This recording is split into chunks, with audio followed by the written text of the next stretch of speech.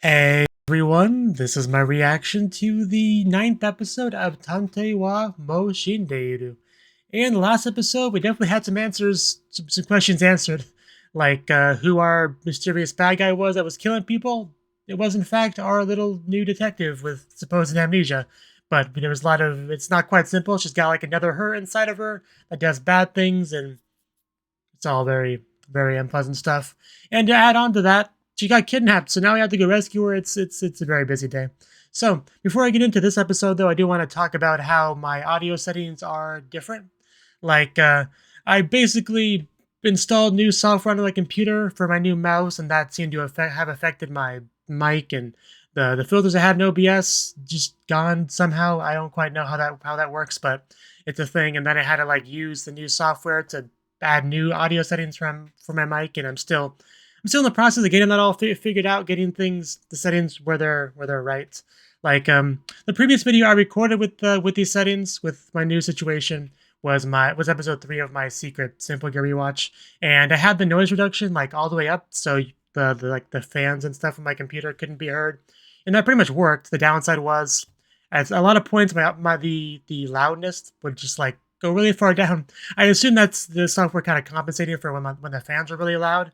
It probably has to make me quiet the way it adjusts things. It's really a balancing act. But anyway, I have lowered the noise reduction, so which should make more of the fans sound audible, but also should hopefully not be detrimental to my own voice in the same way. But we'll see. This is still very much in the testing phase, but you should still be able to technically hear me. It just might be a bit rough. But anyway, with all that out of the way, let's just jump into it and hope for the best. So 3, 2, 1, play.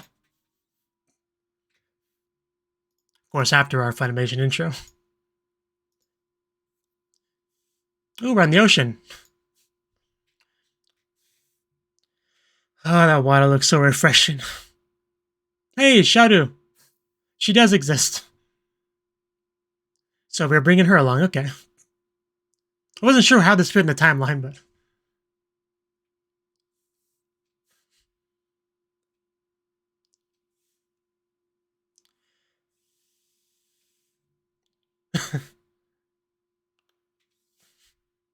Nice to see Shadow all caught up with us. I would love that. Thank you. Well, she's not gonna... If you don't want it, she'll take it.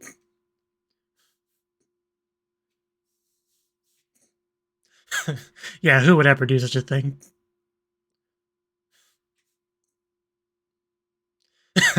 Wow, really?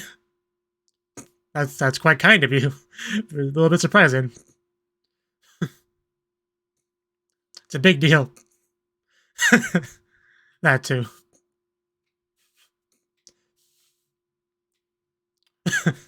Yeah. Just no fun allowed over there.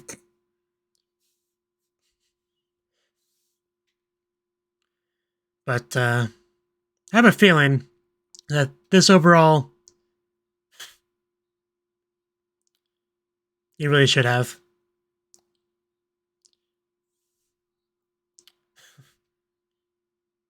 You tell him.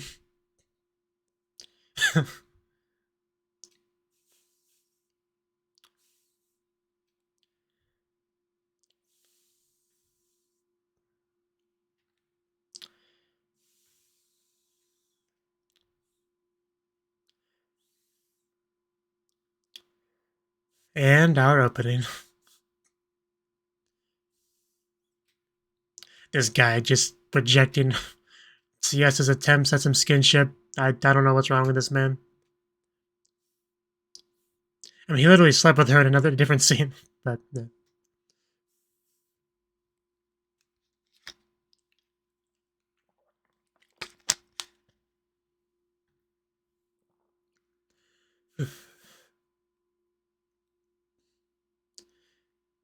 and I guess she exists too.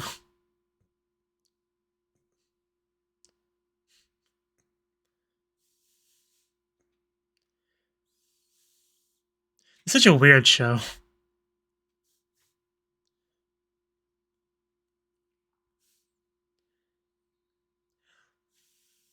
just kind of like what I mean by that is like the flow of it. We have a detective, and then we're told the detective is dead. Then we have a supposed replacement for the detective in Nagisa. And then I think we're only going to see the detective a little bit here and there through flashbacks, and then we have a whole bunch of detective, and it's just kind of weird like that. I don't know how to describe it.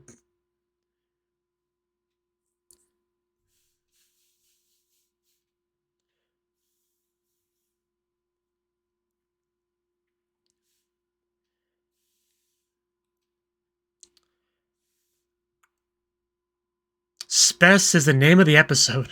I suppose that makes sense. A little bit concerning, though. Not that we can see.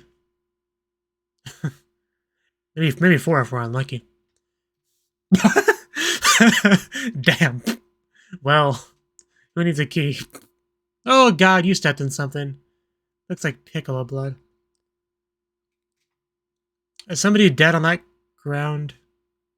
Oh, a lot of something. Uh, I, I, just, what the heck?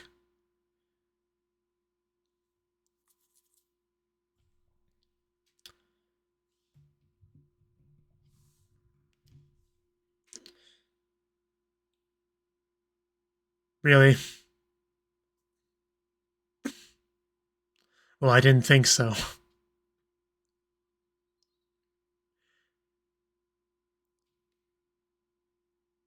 Okay.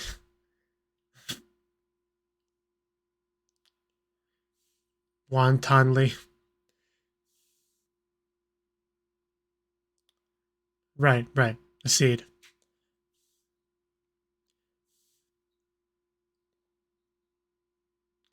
Okay.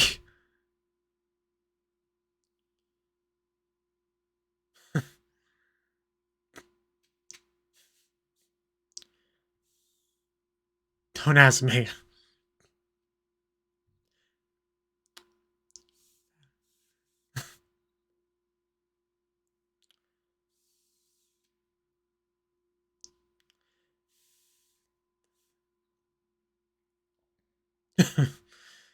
Could you not do that, please? Ugh. Uh,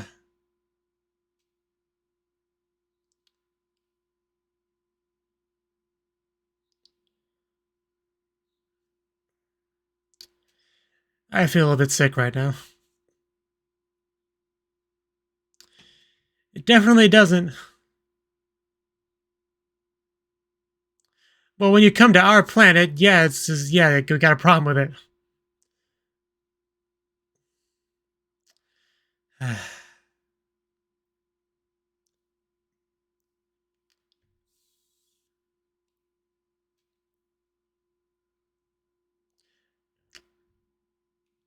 Yeah, where is hell?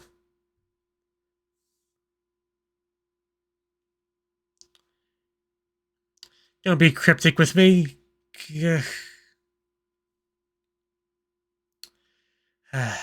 So we just trying to waste our time this whole time? I was already concerned this would be like the arc where Siesta dies.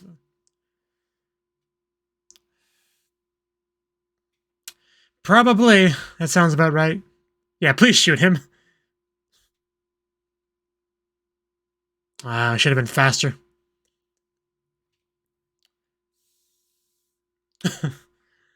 Keys to the motorcycle.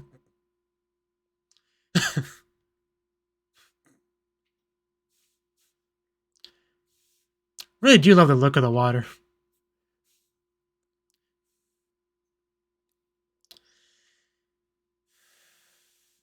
Yeah, that's what it means.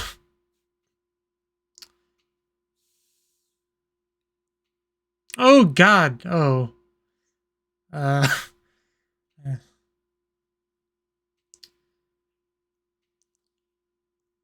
what the heck happened?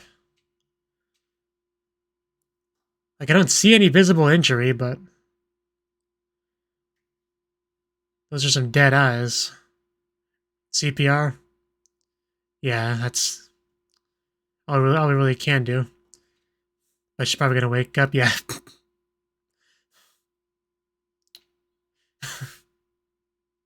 Man, like a couple more seconds. What exactly was the plan? I could have told you that.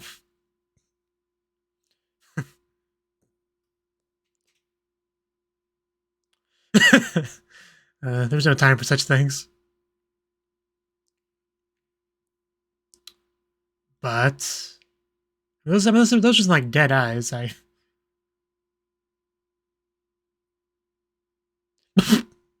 guess you can just do that. Okay. Oh, that was cute. Oh God, I wasn't ready for that. It's a good question. I mean, the man like practically jumped off a motorcycle to get to you.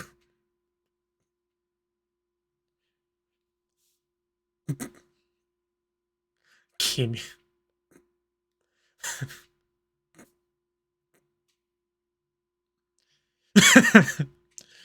I think he would appreciate that, despite what he says.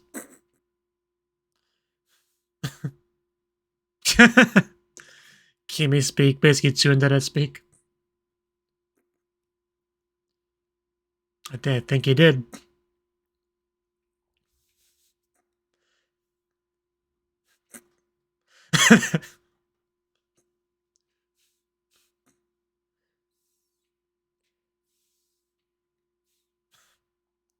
I don't like the past tense of that. I really don't like it. Okay, we're making progress.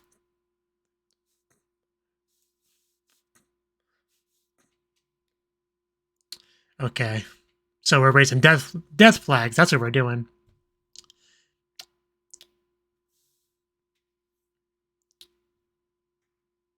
I can't take anything for granted in this show. But you look like hell.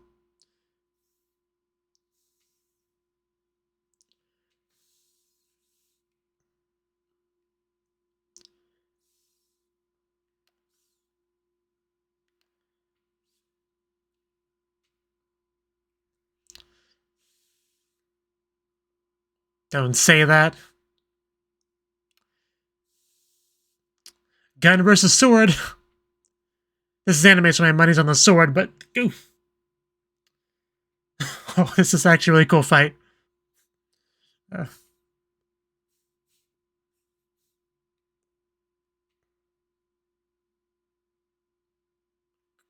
Yeah, go Shujin-sama, what do you mean?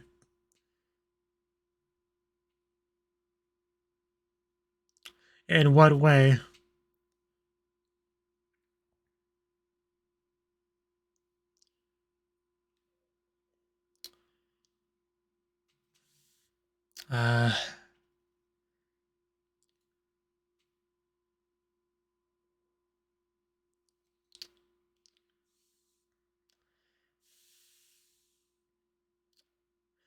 Okay.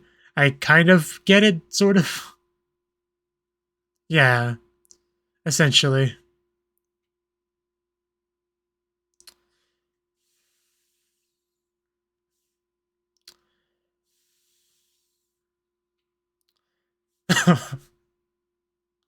Do it.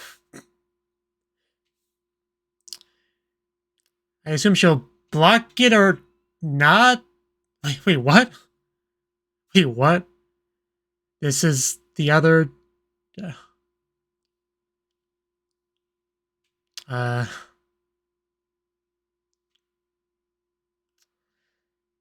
Yeah, that was just a flesh wound.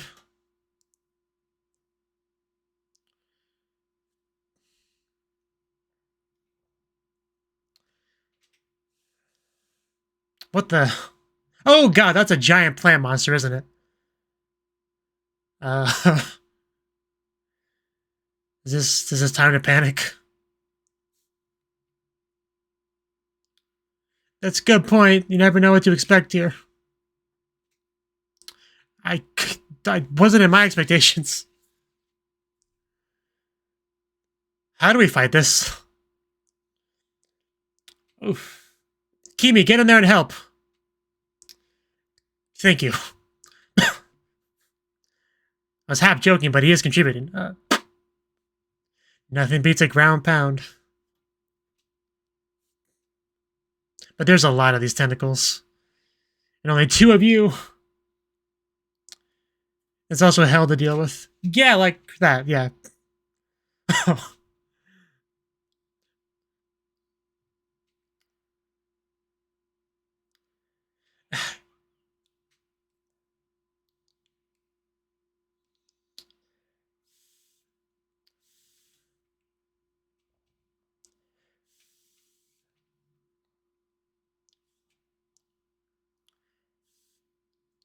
Getting called out.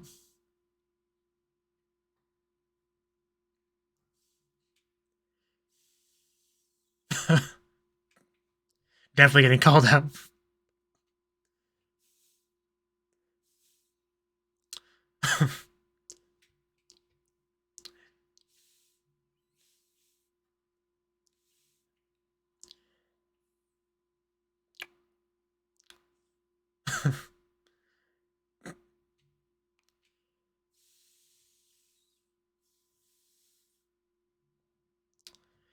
Wanted to get those head pats.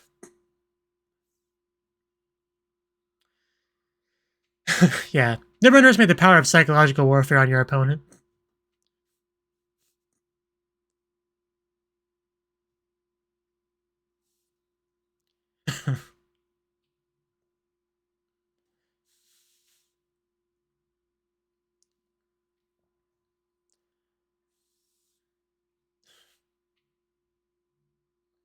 Sounds about right.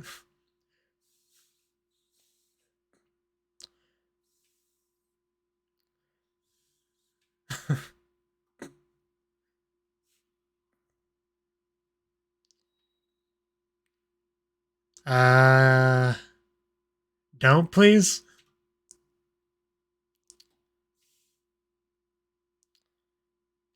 I hope you're both right. They're both gonna hit each other. Or the plants? Okay. that works too. I guess you're just not as powerful as you thought. That bond, you can't break it.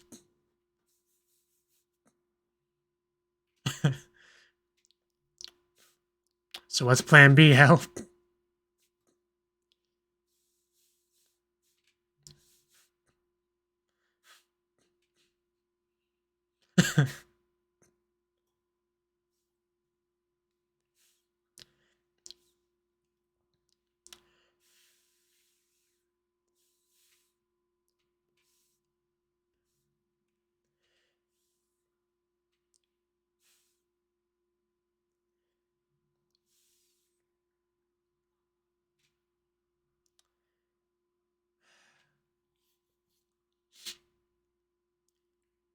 But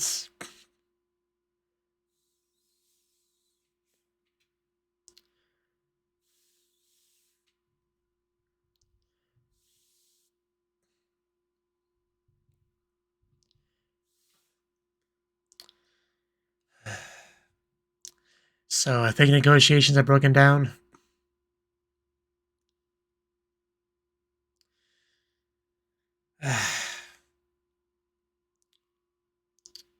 Oh, is that the plant again? Or something else? Oh god, that is something else.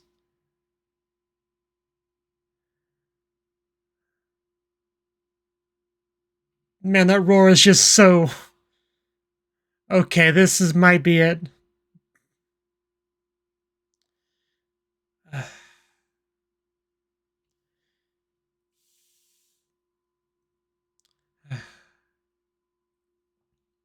Yeah, that's the kind of thing you notice.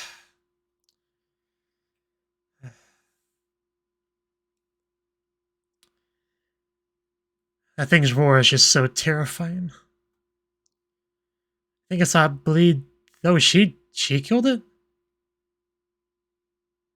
Okay.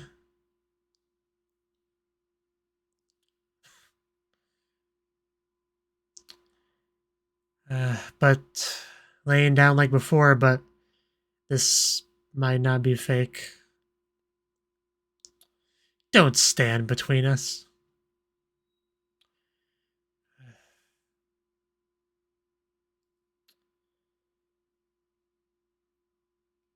What are you going to do?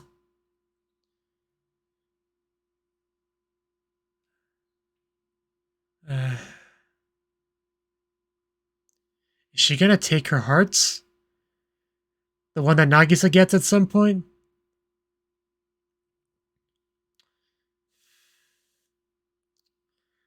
Oh man, my heart's just kind of racing right now. She did say that. Because I did think that Hell looked kind of like Nagisa. Are they gonna like pull a twist with that, where it was her the whole time? Just, because that would be something.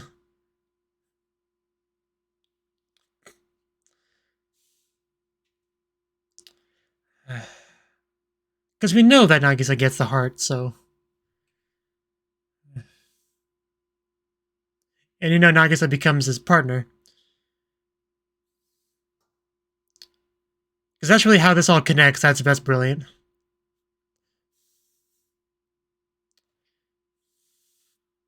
Oh.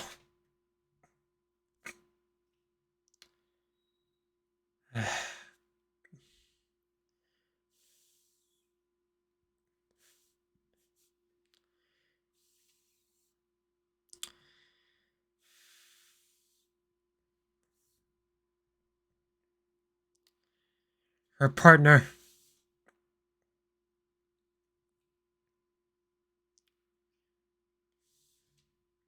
Oh, don't give me the flashbacks. The mech. The bed.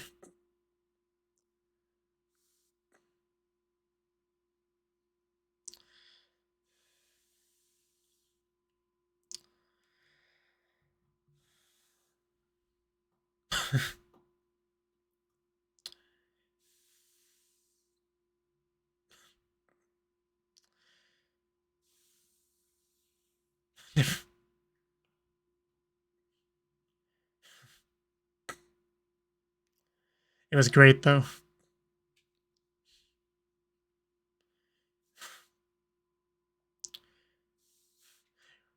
You really should protect that smile.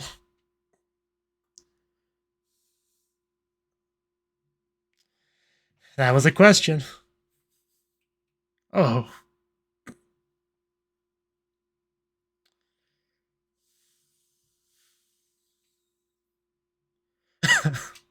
uh, we finally got him to say it. I got chills. The fist still didn't reach her, though. Man, we gave it a good effort, though. Also, yeah, I did see that earlier. I almost commented on it. It's like pollen or something.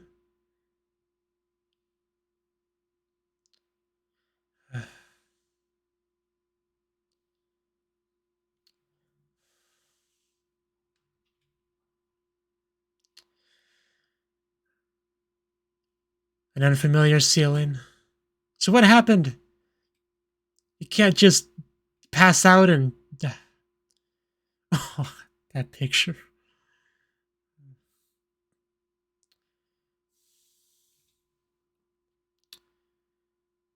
Don't ask me. I want to ask you, and you can't just cliffhanger me there. God damn it.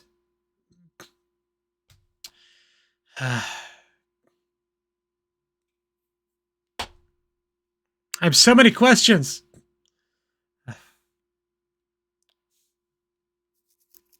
That was great, though, but it was also horrible.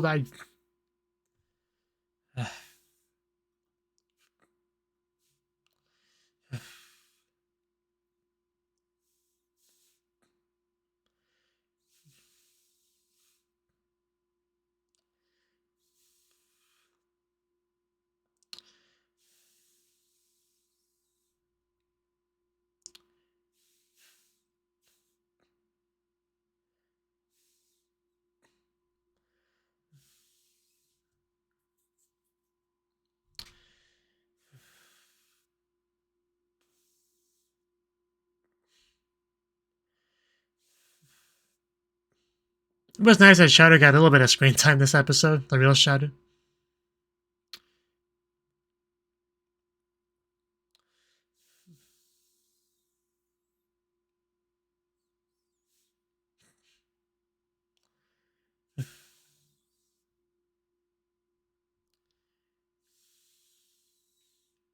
So I can't become a detective. I wonder who's saying that. I would assume Kimi, but no. Because he is forever the sidekick. Well, that was the 9th episode of Tantei wa mo Shindeiru. I'm not even sure where to start with this. I need some water.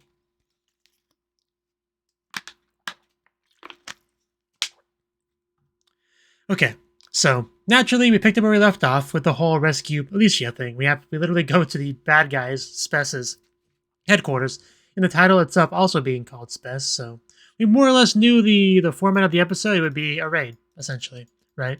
But we were on a boat with Shadow and stuff, and Kimi and Shadow go off on their own while CS is somewhere else. And we see Cerberus, except it wasn't Cerberus, it was actually Komori, except it wasn't him either. It was someone called Seed, who I guess is an alien here to spread his seed all over us and kill us and for the sake of survival. I think that's kind of what he was saying there. But, like, it's definitely not okay. His attempt to justify it wasn't great to begin with. It was definitely not okay. And just from really unsettling visuals here, like, especially the corpses, that was so well done. Because we see, like, some blood, so I'm thinking, okay, maybe someone's injured. Then when we start to see, like a corpse and something, I was like, okay, it's probably, like, dead person here. And then we saw multiple corpses, and then as the camera was kind of panning, we saw, like, a huge pile, like, the escalation of just how severe that was really well done. And then we see this guy up here who just, like, chops off a limb and it goes into, like, something else, and I don't know how to explain that. And he gets shot and turns into one of those thingies, right?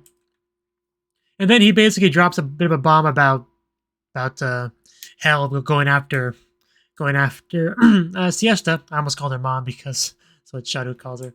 But also Chameleon, we saw him too. I don't have much to say about him, but he was there too. And we saw he took the motorcycle, and we saw Siesta on the ground. A little bit concerning, for sure. Kimi just so flustered, doesn't even properly stop the bike. At least he didn't, like, blow it up or anything. But he runs over to her to help her, give her CPR and all that. But it turns out she was just playing dead, and she stopped him before they could have that lip-to-lip contact, which I'm sure Kimi was quite disappointed about. But then Hell does show up. I kind of missed her, I'll be honest. So it was kind of nice having her show up, but at the same time, she's an antagonist, so it's not the best thing. But yeah, had a lot of dialogue back and forth talking about the whole split personality thing and how that came to be, and we had a little bit of it come out after she got shot, I guess, but it wasn't a fatal shot, so she was still able to fight. And then we had, like, this giant plant monster come out with his big old tentacles to fight us along with Hell. And eventually we had the big puppy come out too, and it just all became a pretty wild, chaotic fight, but really cool though. Like, we have Hell with her sword battling Siesta with her gun, like, we had, like, this cool, like, twirl attack from Hell. And then we have Kimi, like, boom, boom, shooting off tentacles with his handgun in the back. There's a lot of great combat choreography kind of stuff here, which is good to see, because we hadn't quite had what we had in episode 1 in that regard, so it was cool that we had a little bit more cool choreography that I could get hyped about. But yeah, we also had CSA using some of that psychological warfare, psychoanalyzing her, all that good stuff, which was great. About how she just wants Daddy to love her, get those head pats, all that stuff. Really trying to get her to stand down and all that. Tell her she doesn't have to live this way, but didn't quite work. We tried, didn't quite work. And yeah, once the puppy showed up, he had attacked Siesta. I do want to go back to that part so I can get a good look at exactly what goes down.